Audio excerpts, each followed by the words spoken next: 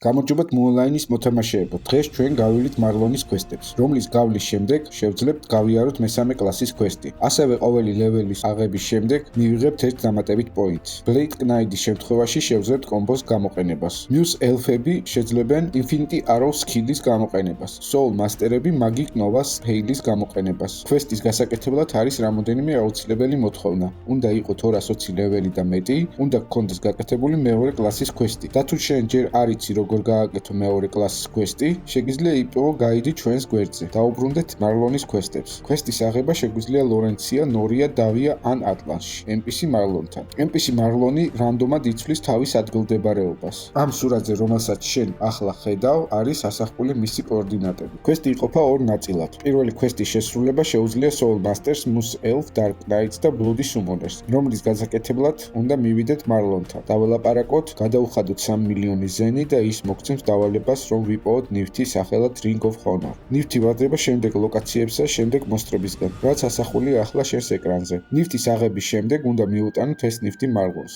ამ ეტაპზე ელფები, ვიზარდები და სუმონერები ამთავრებენ თავიანთ თავგადასავალს. მეორე კვესტის გაკეთება შეუძლია მხოლოდ Blade Knights, რის გაკეთების შემდეგ შეძლებს რომ გააკეთოს კომბო. მეორე კვესტის გასაკეთებლად უნდა დაველაპარაკოთ ისევ მარლონს. გადავხადოთ 2 მილიონი ზენი და მივიღოთ დავალება Darkstone-ის პონას. Darkstone-ი ვარდება იგივე მონსტრებისგან, სურათი ისევ შენს ეკრანზეა. დაალაიქე თუ მოგეწონა ეს ვიდეო, გამოიწერე არხი თუ თამაშობ Moonline-ს, დაწერე კომენტარი რა კლასით თამაშობ და გაუზიარე მეგობარს ეს ვიდეო.